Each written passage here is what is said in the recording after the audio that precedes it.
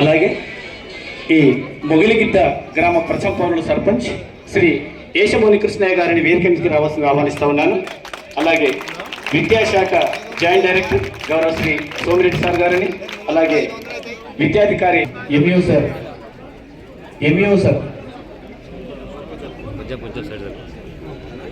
MEO Manohar sir,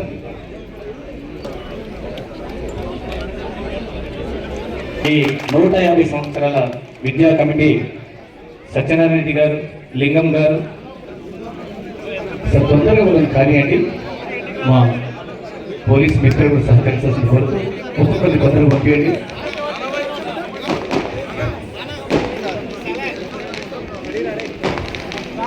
సాంఘికంగా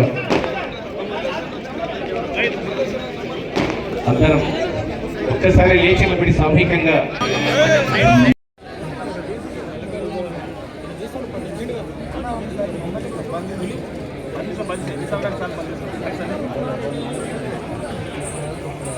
educational interest ఉంది. ఆయన ఒక పెద్ద కాలేజీ షాద్నర్లో కట్టిస్తున్నారు. సార్ మాకు ఒక హెల్త్ సెంటర్ ఇచ్చారు. ఆ హెల్త్ సెంటర్ కన్స్ట్రక్షన్ అయిపోయింది సార్. అసలు హెల్త్ సెంటర్ ఎంత అవసరమో, ఆరోగ్యం ఎంత అవసరమో, గ్రామానికి స్కూలు, ఒక హాస్పిటల్, ఇవి రెండు ఉంటే గ్రామస్తులకు చాలా రిలీఫ్ ఉంటుంది. కనుక ఇవి మా ముఖ్యమంత్రి గారు మనకు హాస్పిటల్ కూడా ఇచ్చారు. కనుక ఇది మీ అందరి దృష్టికి తీసుకొస్తూ ఎక్కువ సమయం లేదు. ఇప్పటికే ఉప ముఖ్యమంత్రి గారు ఇచ్చిన ప్రోగ్రాం ప్రకారము అసలు టైం అయిపోయింది. కానీ ఉప ముఖ్యమంత్రి గారు ఇక్కడికి రావడమే, మా గ్రామానికి రావడం నేను కూడా చాలా గర్వకారణంగా ఫీల్ అవుతున్నాను. సార్ మీరు ఇక్కడికి వచ్చారు. అలాగే పొన్నం ప్రభాకర్ గారు బోనస్ అంటారు.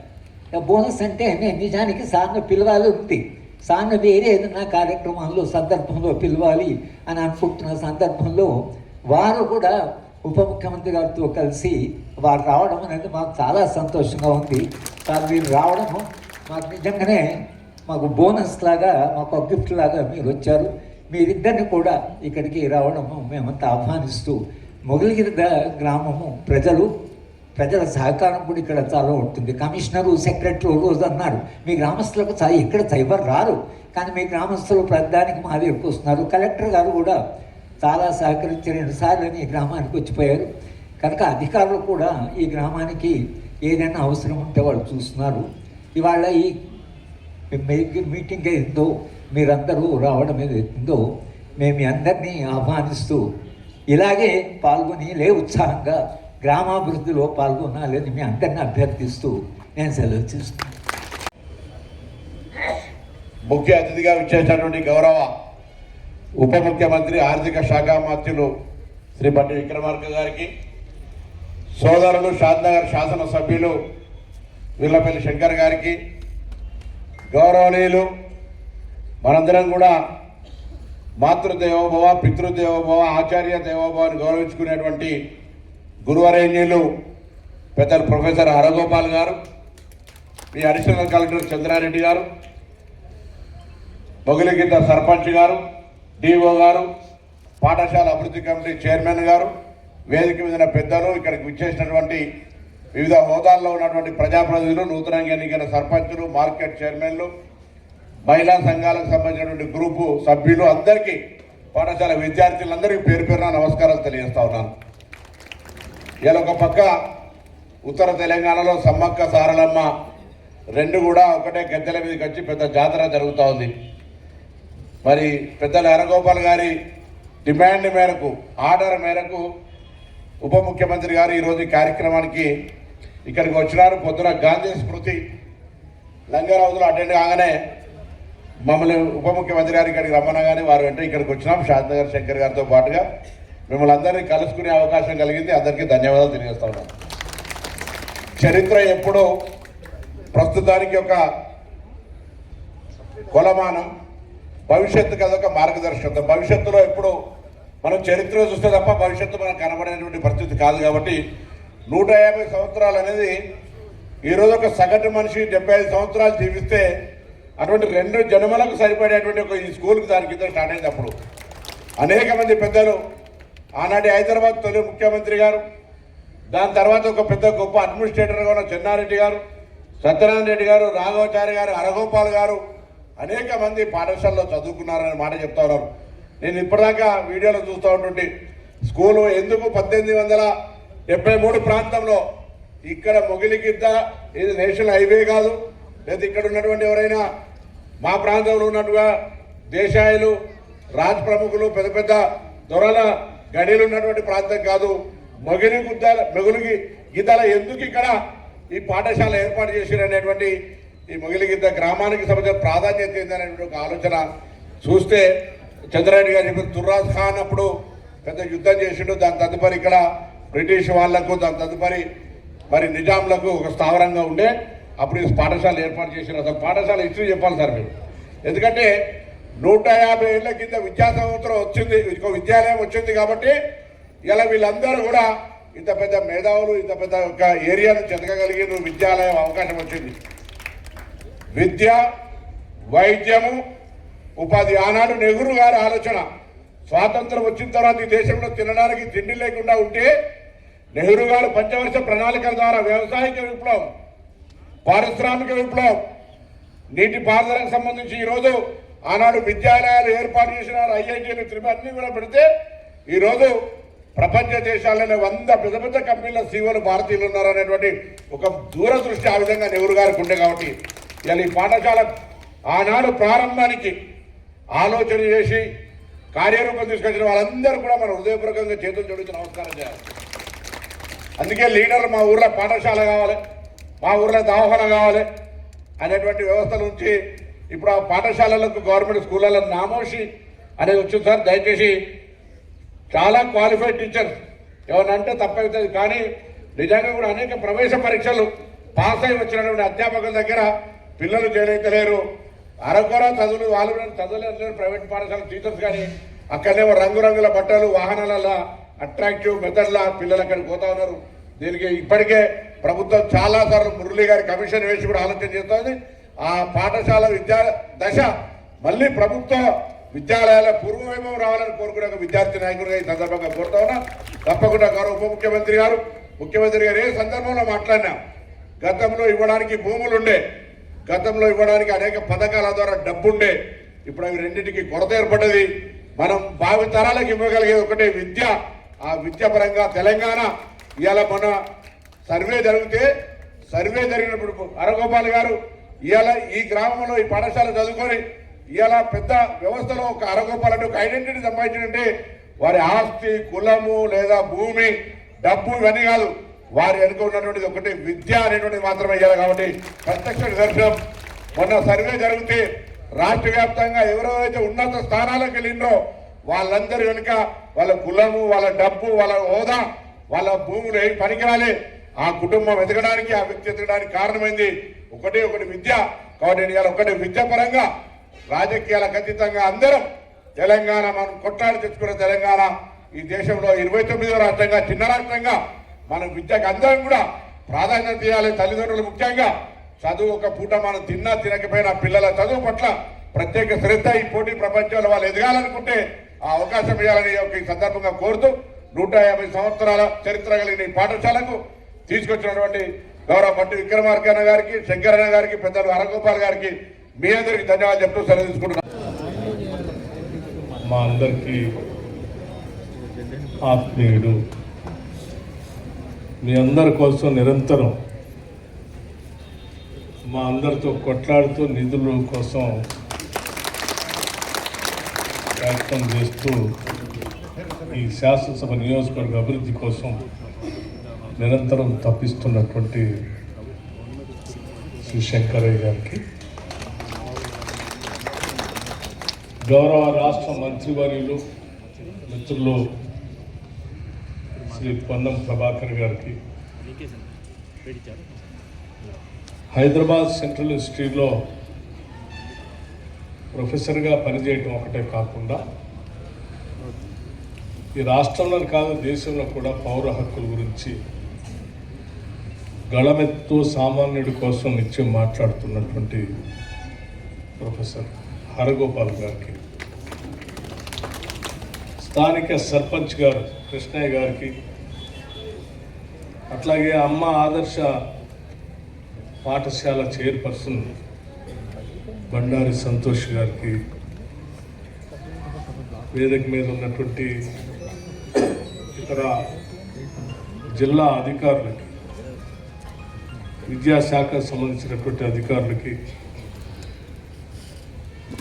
కార్యక్రమానికి ఇక్కడికి వచ్చేసినటువంటి ఇతర ప్రజాప్రతినిధులకి, వివిధ గ్రామాల నుంచి వచ్చిన నాయకులకి, ముఖ్యంగా సెల్ఫ్ హెల్ప్ గ్రూప్ మెంబర్స్, మహిళా సంఘాల సభ్యురాళ్ళకి, పాఠశాల విద్యార్థులకి, పాత్రికేయ మిత్రులకి అందరికి కూడా ముందుగా నా హృదయపూర్వకమైనటువంటి నమస్కారాలు తెలియజేస్తా ఉన్నాను. మొగిలిగిద్ద విలేజ్ ఈ గ్రామంలో పెట్టినటువంటి పాఠశాల 150 సంవత్సరాలు పూర్తి చేసుకొని ఇవాళ పెద్ద ఎత్తున ఉత్సవాలు చేసుకునేటువంటి కార్యక్రమంలో భాగంగానే నన్ను ప్రొఫెసర్ హరిగోపాల్ గారు, స్థానిక శాసనసభ్యులు శంకర్ గారు, ఈ పాఠశాల సంబంధించినటువంటి యాజమాన్యం, పాఠశాల బోధన చెప్పేటువంటి అధ్యాపకులు అందరూ కలిసి రావాలని ప్రత్యేకంగా ఆహ్వానించారు. అలాగే ఈ పాఠశాల సంబంధించి గౌరవ రాష్ట్ర ముఖ్యమంత్రి శ్రీ రేవంత్ రెడ్డి గారు ఈ పాఠశాల సందర్శించి ముఖ్యమంత్రిగా ఈ పాఠశాల అభివృద్ధి కోసం గతంలో 31/1/2025 10 కోట్ల రూపాయలు ఈ పాఠశాల అభివృద్ధి కోసం ప్రకటించారు. మా పాఠశాల అభివృద్ధి కూడా కావాల్సిన నిర్మాణ కార్యక్రమాలు జరుగుతూ ఉన్నాయి. ఈ కార్యక్రమానికి మీరు తప్పనిసరిగా మీరు రావాలి అని చెప్పి వారు ఆహ్వానించినప్పుడు మొగిలిగిద్ద పాఠశాలన్నా, ఇందులో చదువుకున్నటువంటి మహానుభావుడు బోరుగులు రామకృష్ణారావు గారన్నా మా అందరికీ ఎనలేనటువంటి భక్తి శ్రద్ధలతో కూడినటువంటి గౌరవభావం ఉంది. సరే, దానికి కారణాలు మనం విశ్లేషిస్తే చాలా కారణాలు ఉన్నాయి, పెద్ద పెద్ద కారణాలు. బహుశా ఇప్పుడున్న తరానికి పెద్దగా ఆనాటి సమస్యలు కానీ ఆ సమస్యల పరిష్కారం కోసం ఆయన తీసుకున్నటువంటి విప్లవాత్మకమైనటువంటి నిర్ణయాలు కానీ పెద్దగా తెలిసి ఉండకపోవచ్చు. కానీ ఆ నిర్ణయాలు ఈరోజు మనం చదువుకోవటానికి సామాన్యంగా కనపడుతుండొచ్చేమో, ఎందుకంటే అలవాటు పడినాం కాబట్టి. కానీ వారు ఆనాడు తీసుకున్న నిర్ణయం బహుశా తరతరాలుగా ఈ సమాజంలో ఉన్నటువంటి అనేక కార్యక్రమాల పైన ఆ సామాజిక మార్పు కోసం ఆయన తీసుకున్న నిర్ణయాలు మామూలు నిర్ణయాలు కాదు. అవి చాలా గొప్ప నిర్ణయాలు. దున్నేవాడిదే భూమి, భూమి కోసం భుక్తి కోసం పోరాటం, రాజు దైవాంశ సంభూతుడు, భూమంతా వారిదే. దున్నే ఏ రైతుకి భూమి మీద హక్కు లేదు. వెట్టి చాకిరి, జమీందారి, జాగీర్దారి. అటువంటి పరిస్థితుల్లో హైదరాబాద్ స్టేట్ కాంగ్రెస్ స్థాపకుడిగా ఈ ప్రాంతంలో ఆనాటి ఉమ్మడి మహబూబ్నగర్ జిల్లాలో పుట్టినటువంటి మహానుభావుడు ఒక కుగ్రామంలో పుట్టి ఇక్కడ చదువుకొని అట్లాగే వివిధ ప్రాంతాలకు వెళ్ళి చదువుకొని వారు లాయర్గా పట్టా పుచ్చుకున్న తర్వాత కూడా ప్రాక్టీస్ చేస్తూ కూడా చదువుకున్న నాటి నుంచి వారు చూసినటువంటి అనేక సామాజిక అంశాలు ఆయన ఎప్పుడు కూడా వెంటాడుతూనే ఉన్నాయి. ఈ సామాజిక మార్పు తీసుకొని రావడం కోసం నా జీవితం ఉపయోగపడాలని చెప్పి ఆయన తప్పిస్తూనే ఉండేవాడు. అలా తప్పిస్తూ వృత్తిని కూడా వదిలిపెట్టి తిరిగి రాజకీయాల్లోకి వచ్చి పెద్ద ఎత్తున అటునాటి ఉద్యమంలో గ్రంథాలయ ఉద్యమాన్ని కూడా స్థాపించి ఆ గ్రంథాలయ ఉద్యమాల ద్వారా ప్రజలను చైతన్యపరుస్తూ నిజాం నిరంకుశ పరిపాలనకు వ్యతిరేకంగా స్వాతంత్ర పోరాటాన్ని సాగించినటువంటి గొప్ప మహానుభావుడు చదువుకున్నటువంటి పాఠశాల ఇది. ఆయన ఈ పాఠశాలలో చదువుకోవటం, ఈ పరిసర ప్రాంతాల్లో నడయటం అనేది నిజంగా గొప్ప కార్యక్రమంగానే మనం అందరం చూడాలి. ఆనాటి సాయుధ రైతాంగ పోరాటం బహుశా ప్రపంచంలో ఎక్కడ కూడా రైతులు తుపాకులు పట్టుకొని దేశంలో మిగతా ప్రాంతాల్లో స్వాతంత్రం కోసం పోరాటం జరుగుతూ ఉంటే ఇక్కడ ఉన్నటువంటి ప్రాంతంలో భూమి కోసం పోరాటం జరిగింది. అటువంటి భూమి పోరాటంలో ఇచ్చినటువంటి ఆ నినాదాల్ని ఆయన తొలి హైదరాబాద్ ముఖ్యమంత్రిగా ఆ నినాదాల్ని చట్టాలుగా మార్చి ఇక్కడ టెనెన్సీ యాక్ట్ తీసుకొని వచ్చి 1954 భూమి పైన రైతులకి హక్కు కల్పించిన మొట్టమొదటి గొప్ప ముఖ్యమంత్రి ఈ రాష్ట్రంలో దేశంలో ఉన్నారంటే అది శ్రీ బోరుగల రామకృష్ణారావు. అప్పటి వరకు ఏమిగా బతికినటువంటి వాళ్ళు లేకపోతే పన్ను శిస్తు వసూలు చేసుకున్నటువంటి వాళ్ళు గౌరవంగా ఈ భూమి నాది, నాకు పట్టా ఉంది, నా భూమి అని సొంతంగా బోరుగల రామకృష్ణారావు గారు టెనెన్సీ యాక్ట్ తీసుకొని వచ్చి, అగ్రికల్చర్ యాక్ట్ తీసుకొని వచ్చి ఈడ పట్టా ఇచ్చేంతవరకు కూడా ఎవరికి లేదు. ఈ విషయం చాలామంది రైతులకి ఇప్పుడు కూడా తెలియకపోవచ్చు. ఈ దేశంలో భూ సంస్కరణలు తీసుకొని వచ్చినటువంటి గొప్ప ఆద్యుడు ఎవరనంటే బోరుగల రామకృష్ణారావు గారు. మరి ఆయన తీసుకొచ్చినటువంటి జాగీర్దారీ అబాలిషన్ కానీ, మక్తదారీ వ్యవస్థలను నిర్మూలించడం కానీ, రైతుల నుంచి శతాబ్దాల దోపిడీ నుంచి విముక్తి చేయటం కానీ, వెట్టి చాకి నుంచి విముక్తి చేయటం కానీ ఎవరు చేశారంటే చాలా ఉపన్యాసాలు వింటాం. ప్రతి ఉపన్యాసంలో కూడా ఇవి చాలా భూతాలు లాంటి సమస్యలు, ఆ సమస్యల పరిష్కారం ఎవరు చేశారంటే అదే చేశారు. ఆయన ఈ ప్రాంతంలో పుట్టి ఇక్కడ చదువుకొని ఈరోజు దేశానికి ఒక దిశ నిర్దేశం కూడా చేశారు అటువంటి చట్టాల ద్వారా. ఆ చట్టాల తర్వాతనే అనేక రకాలైనటువంటి భూమి పైన హక్కుల పైన వరుసగా వచ్చినటువంటి ప్రభుత్వాలు అనేక రకాలైన చట్టాలు తీసుకొని వచ్చాయి. 70s వచ్చినటువంటి ల్యాండ్ రిఫార్మ్స్ యాక్ట్ కానీ ఇవన్నీ కూడా పునాదులు మాత్రం బోరుగల రామకృష్ణారావు గారు వేసినటువంటి పునాదులు. ఇదే జిల్లాలో ఆనాడు ఉమ్మడి జిల్లాలో బొందుగల నరసింహరావు గారు అనుకుంటే బహుశా if I'm right he was revenue minister. మీరు ముఖ్యమంత్రిగా వారు రెవెన్యూ మినిస్టర్గా తీసుకొచ్చినటువంటి ఆ రివల్యూషనరీ స్టెప్ చరిత్రలో సువర్ణాక్షరాలతో లిఖించదగిన సాయుధ రైతాంగ పోరాటాలుగా ఉన్నటువంటి సమస్యలకి ప్రజాస్వామ్యయుతంగా ఎన్నికైనటువంటి ఒక తొలి ముఖ్యమంత్రి, డెమోక్రటికల్లీ ఎలక్టెడ్ గవర్నమెంట్కి సంబంధించిన ఒక ముఖ్యమంత్రి తీసుకొచ్చిన గొప్ప కార్యక్రమాలు ఇవి.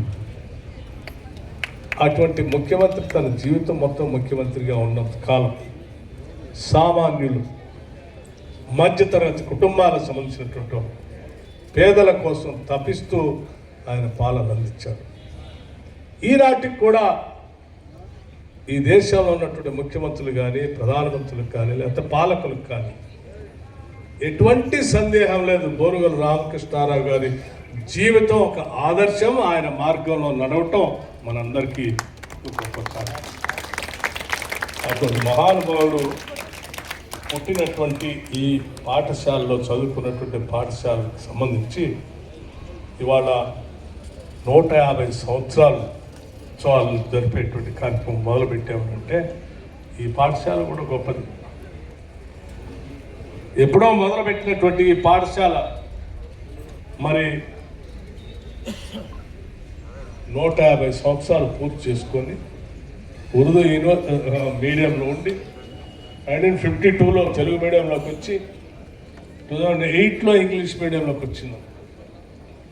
2008లో కూడా మళ్ళీ ఈ గ్లోబలైజేషన్, ప్రపంచీకరణ జరుగుతున్నటువంటి సందర్భంలో ప్రభుత్వ పాఠశాలలో ఇంగ్లీష్ మీడియం కూడా ఉండాలి అని చెప్పి గట్టిగా ఘంటాపదంగా ఆనాటి కాంగ్రెస్ ముఖ్యమంత్రి డాక్టర్ వైఎస్ రాజశేఖర రెడ్డి గారు కాంగ్రెస్ ప్రభుత్వంలో తీసుకొచ్చిన గొప్ప నేను ఎమ్మెల్సీగా ఉన్నాను.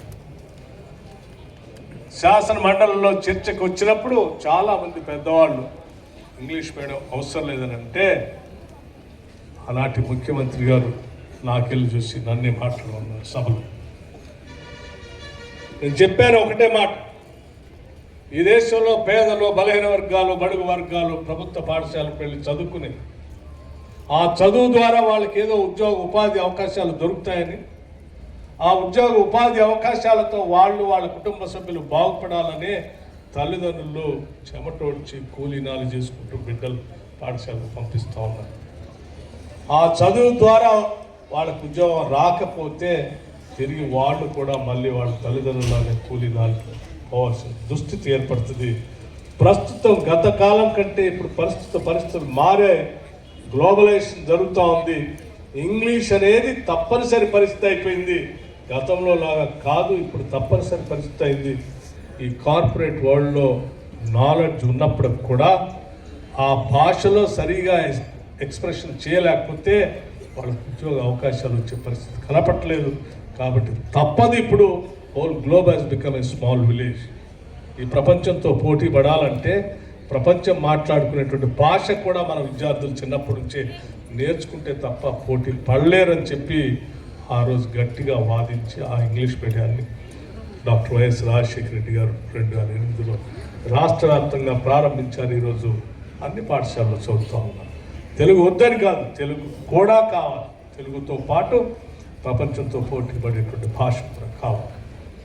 ఈరోజు ప్రొఫెసర్ హరిగోపాల్ గారు విద్య పైన బాగా దృష్టి పెట్టాలి. మాకు తెలుసు ఈ రాష్ట్ర ప్రభుత్వ పరిస్థితి అంత ఆర్థికంగా అనుకూలంగా లేకపోయినప్పుడు కూడా విద్య పైన దృష్టి పెట్టాలి అని చెప్పినటువంటి మాటని తప్పనిసరిగా ఈ ప్రభుత్వం సహృదయంతో ఆలోచన చేస్తాం.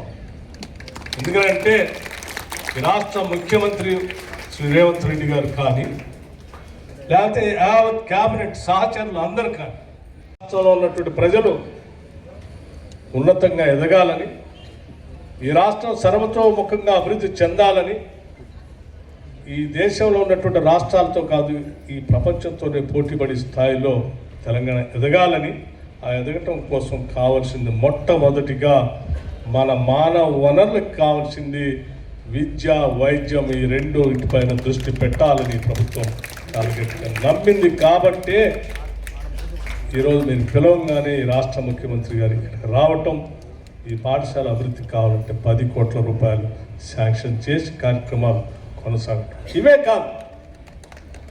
కాదు మీరు ఒక్కసారి ఆలోచించే, ఈ రాష్ట్రంలో young India integrated residential schools, ఒక్కొక్క residential school young India integrated residential schools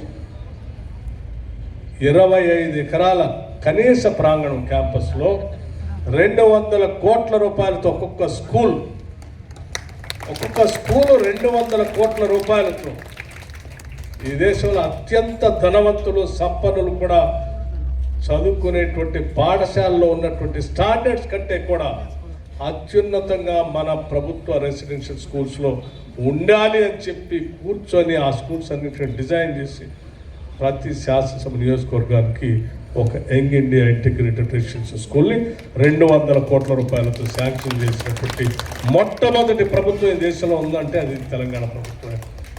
100 schools at a time 22,500 కోట్ల రూపాయలు స్కూల్స్ కావాలంటే కమ్ వాట్ మే, ఎన్ని సమస్యలైనా ఎదుర్కొందాం, ఈ పాఠశాలను మాత్రం నిర్మిద్దాం. ఇందులో చదువుకున్నటువంటి పిల్లల భవిష్యత్తు ఈ రాష్ట్ర భవిష్యత్తు, ఆ భవిష్యత్తు ఈ రాష్ట్ర భవిష్యత్తు సువర్ణ అక్షరాలతో లిఖిస్తాయి, ప్రపంచంతో పోటీపడేటట్టు చేస్తాయనేటువంటి ఆలోచనతో ఈ నిర్మాణ కార్యక్రమాన్ని మొదలుపెట్టాం. ఈ శాసనసభ నియోజకవర్గంలో కూడా young India integrated residential school కొందుర్గులో మొట్టమొదటిసారి ముఖ్యమంత్రి రేవంత్ రెడ్డి గారు ఇక్కడికి వచ్చి ఫౌండింగ్ చేసుకోవాలి. అంతేకాదు ఎప్పుడో ఐటీఐలు పెట్టి అనాథల్లాగా వదిలేశారు. ప్రపంచం మారిపోతా ఉంది, మెకనైజేషన్ జరుగుతూ ఉంది, కంప్యూటర్ పరిశ్రమలు పోయి కొత్త మెషినరీ వచ్చింది, దాని మీద ట్రైనింగే లేదు, ట్రైనింగ్ పొందకపోతే ఉద్యోగ అవకాశాలు లేవు.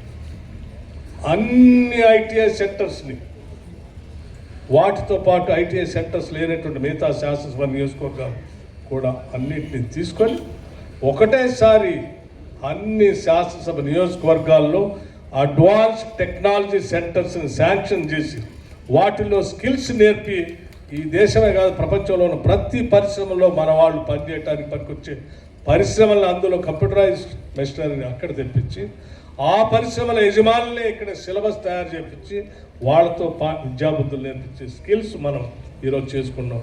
ఆ అడ్వాన్స్ టెక్నాలజీ సెంటర్ కూడా ఈ శాంతినగర్ శాసనసభ నియోజకవర్గాన్ని ఇక్కడ కూడా శాంక్షన్ చేశాం.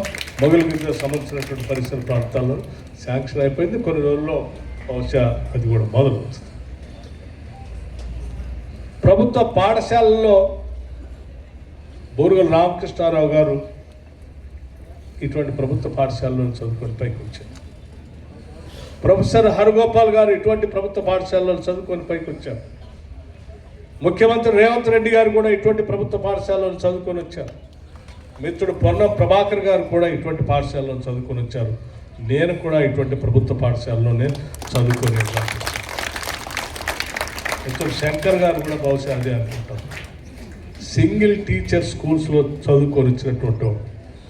బట్ ఆనాటి పోటీ వేరు, ఆనాటి పోటీ ప్రపంచం వేరు, ఈనాటి పోటీ ప్రపంచం వేరు. ఆనాడు ఈ రాష్ట్రంలో ఉన్నటువంటి వాళ్ళతోనే పోటీ పడ్డాం. ఈనాడు ప్రపంచంతో పోటీ పడతాం. మాకు ఈ సమస్యలు తెలిసినటువంటి వాళ్ళగా తప్పనిసరిగా ప్రభుత్వ పాఠశాలలో చదువుకున్నటువంటి పేద విద్యార్థులు ఇందాక చెప్పారు కామన్ స్కూల్ ఉంటే హరగోపాల్ గారి పిల్లలు ఇక్కడే ఉంటారు. వారితో చదువుకున్నటువంటి దళిత బడుగు బలహీన వర్గాలకు సంబంధించిన పిల్లలు కూడా ఇదే స్కూల్లో ఉంటారు. కానీ ఈరోజు కామన్ స్కూల్ లేవు. అందుకే ఆలోచన చేశాం, కామన్ స్కూల్ ఉంటేనే ఒక జాయింట్ ఫ్యామిలీ లాగా సమాజం ఎదుగుతుంది. ఇవాళ ఇంటిగ్రేటెడ్ రెసిడెన్షియల్ స్కూల్స్లో SC, ST, BC, minority, OC అందరి పిల్లలకి ఆ స్కూల్లో అడ్మిషన్స్ ఇస్తున్నాం. అందరినీ కలిపి ఒక ఉమ్మడి కుటుంబం లాగా చిన్ననాటి నుంచే ఎదిగి ఈ సమాజం మొత్తానికి కూడా మేమంతా కలిసిపోతున్నాం అనేటువంటి ఒక నిర్మాణాత్మకమైనటువంటి ఆలోచనతో ముందుకు తీసుకుంటూ ఉన్నాం. అవి లేకపోతే ఈరోజు ప్రభుత్వ పాఠశాలలో డబ్బులున్న పిల్లలందరూ పోయి గవర్నమెంట్ స్కూల్స్ వదిలేసి డబ్బులు అఫిలియేట్ సెక్షన్స్ నడిపేటువంటి ప్రైవేట్ స్కూల్స్లో, కాన్వెంట్స్లో, పబ్లిక్ స్కూల్స్కి వెళ్తాం. పేద పిల్లలు మాత్రమే ఇక్కడ మిగిలిపోయారు.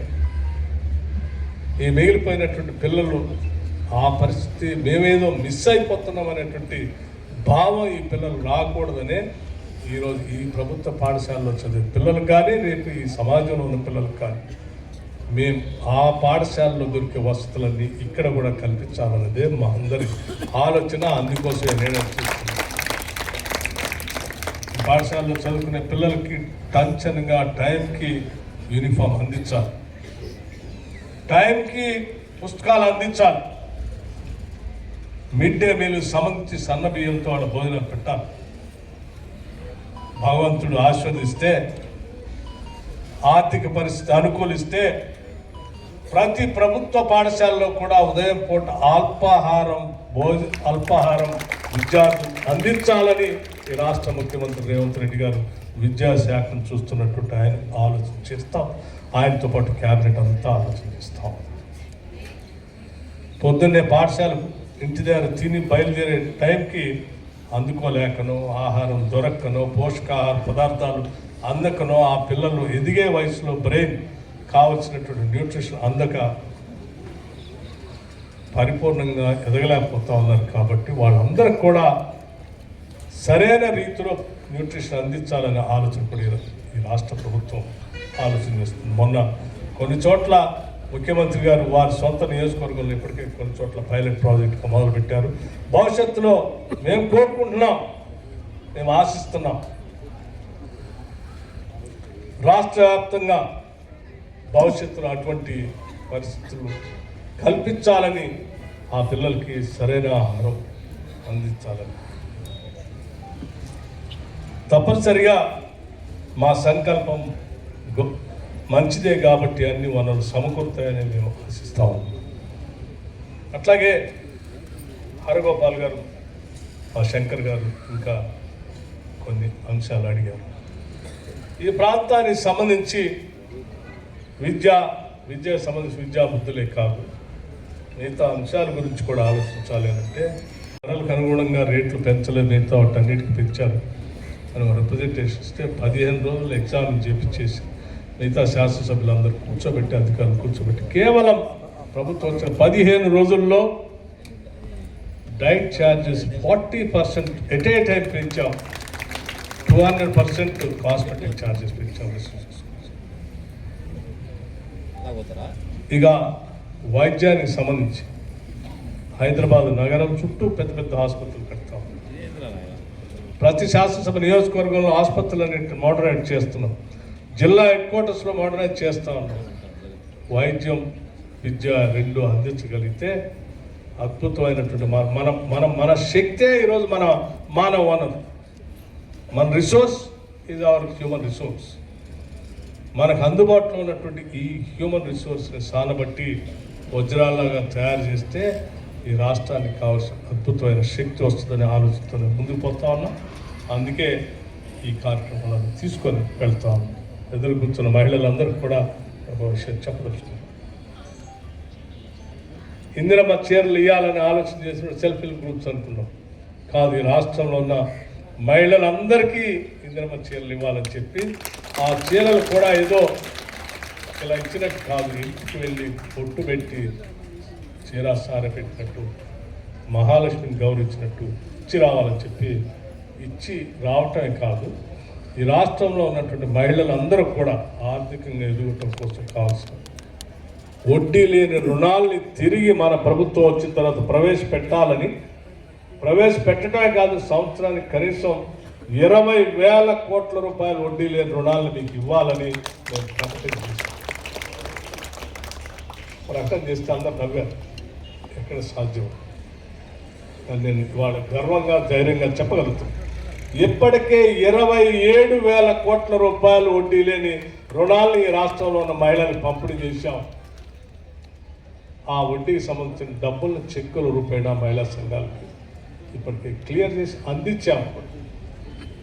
ఇది రాష్ట్రం యొక్క నిబద్ధత. మహిళలకు ఎందుకు ప్రోత్సహించాలంటే ఆ మహిళ ఇంటి భారాన్ని తీసుకుంటుంది, తనకు ఆర్థికంగా కొంత వెసులుబాటు కలిగిన పిల్లలను చదివిస్తుంది, కొంత వెసులుబాటు కలిగిన ఇల్లు బాగు చేసుకుంటుంది, కొంత వెసులుబాటు కలిగిన ఆ పిల్లల గురించి కలలు కట్టి అద్భుతమైన చదువు చెప్పించడం కోసమే ప్రయత్నం చేస్తుంది. ఆ రకంగా కుటుంబం మొత్తం ఎదగటానికి అవకాశం ఉంటుంది. కాబట్టి మహిళ ద్వారా ఇది చేపించాలని ఆలోచించనే ఈ ప్రభుత్వం ఆలోచన చేస్తాం. దాంతోపాటు ఈ పరిసర ప్రాంతాల్లో ఉన్నటువంటి అంశాలు నా దృష్టి తీసుకొచ్చినప్పుడు హరగోపాల్ గారు కానీ శంకర్ గారు విషయం చెప్పారు. నీళ్లు లేక ఇబ్బంది పడుతూ ఉన్నాం. మీరు వచ్చారు లక్ష్మీదేవిపల్లికి. ఎస్, ఈ రాష్ట్రంలోనే అత్యంత ఎత్తైన ప్రదేశం లక్ష్మీదేవిపల్లి. నార్లాపూర్, ఏదుల, కరివెన, ఒట్టెం,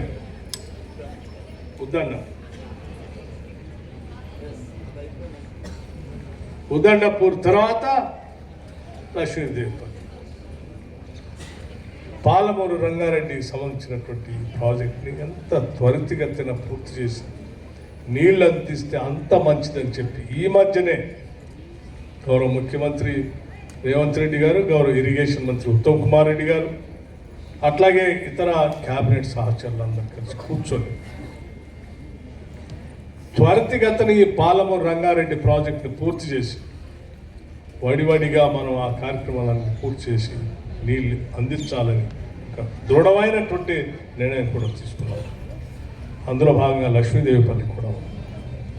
లక్ష్మీదేవిపల్లికి శంకర్ గారు కలిసినప్పుడు అలా చెప్తా ఉన్నారు. ఆ దృష్టి తీసుకొని వస్తున్నాయి. ఈ ప్రభుత్వం సీరియస్గా పరిశీలన పూర్తి చేసుకుంటూ వచ్చి దీన్ని కూడా చేపట్టాలి. తప్పనిసరిగా ఈ రాష్ట్ర ప్రభుత్వం సౌహృదయంతోనే దీని ఆలోచనతో ముందుకు పోవాలని ఆలోచన. ట్రాన్స్పోర్ట్ మినిస్టర్ గారు ఇప్పుడే చెప్పారు, మీకు రాష్ట్రంలో ఉన్న మహిళలందరికీ ఉచితంగా ఆర్టీసీ ఎక్కడికంటే అక్కడ ప్రయాణానికి ఉచితంగా నేను ప్రయాణానికి అమలు చేస్తూ ఉన్నాను. ఇంకా ఏదైనా కావాలంటే చాలా నిబద్ధతతో కొట్టి స్లోగన్గా కాదు, ఏదో మహిళలందరికీ ఉచితంగా బస్సులో ప్రయాణం అని చెప్పి వదిలేదు. రాష్ట్రంలో ఎక్కడి నుంచి ఎక్కడికి మహిళలు ప్రయాణం చేసి ఉచితంగా ఈరోజు ఆర్టీసీ బస్సులో ప్రయాణం సాగుతూ ఉంది. దానికి కావాల్సిన నిధులు ఎప్పటికప్పుడు ఆర్టీసీకి చెల్లిస్తాం. ఇప్పుడు కూడా వారు ఈ పరిసర ప్రాంతాల్లో ఆర్టీసీ సంబంధించి ఏదైనా కావాలంటే వెంటనే శాంక్షన్ చేస్తా అని చెప్పారు. ఆ అంశాలన్నీ కూడా శంకర్ గారు వారి దృష్టికి తీసుకొని వస్తారు. ఈ పాఠశాలకు సంబంధించి భవిష్యత్తులో 150 సంవత్సరాలు పూర్తయిన సందర్భంగా నేను ఒక విషయం మాత్రం స్పష్టంగా మీ దృష్టికి తీసుకున్నాను. మహానుభావుడు చదువుకున్నటువంటి ఈ పాఠశాలని మనం అభివృద్ధి చేసుకోవటమే కాకుండా ఆయన ఇక్కడ చదువుకున్నాడు అన్నట్టు గుర్తుగా ఈ ప్రాంతాన్ని ఆ బూరుగుల రామకృష్ణారావు గారి పేరు మీద ఈ ప్రాంతాన్ని ఏదైనా ఒక మెమోరియల్గా మీరు తయారు చేస్తే కూడా బాగుంటుంది. ఆ మెమోరియల్గా తయారు చేయడమే కాదు, ఆయన తీసుకొచ్చినటువంటి చట్టాలన్నింటినీ కూడా ఇక్కడ పొందుపరుస్తూ భవిష్యత్ తరాలకు కూడా అవన్నీ చదవటానికి చూడటానికి పనికొచ్చేటట్టుగా ఏర్పాటు చేస్తే కూడా బాగుంటుందని నేను పూర్తిగా నమ్ముతా ఉన్నాను. దయచేసి శంకర్ గారు, హరగోపాల్ గారు, పాఠశాల యాజమాన్యం, ఇక్కడ ఉన్న సర్పంచ్ గారు, అందరు పెద్దలు, గ్రామ పెద్దలు అందరూ ఆలోచన చేసి ఒక ప్రపోజల్ ఏదైనా ఇస్తే గౌరవ ముఖ్యమంత్రి గారి దృష్టికి నేను తీసుకెళ్ళి దానికి సంబంధించినటువంటి కార్యకలాపాలు చేద్దామని చెప్పి అందరికి చెప్తూ ఈ లైబ్రరీ గురించి చెప్పారు. Yes, we are committed. లైబ్రరీస్ మొన్నే సీరియస్గా ఆలోచన చేస్తున్నాం. తప్పనిసరిగా ఆ లైబ్రరీ ప్రపోజల్ పంపించండి. దానికి కావాల్సిన నిధులు కూడా శాంక్షన్ చేసి లైబ్రరీ స్థాపించుకుందాం. ఆ లైబ్రరీ కూడా వాటి కట్టాం.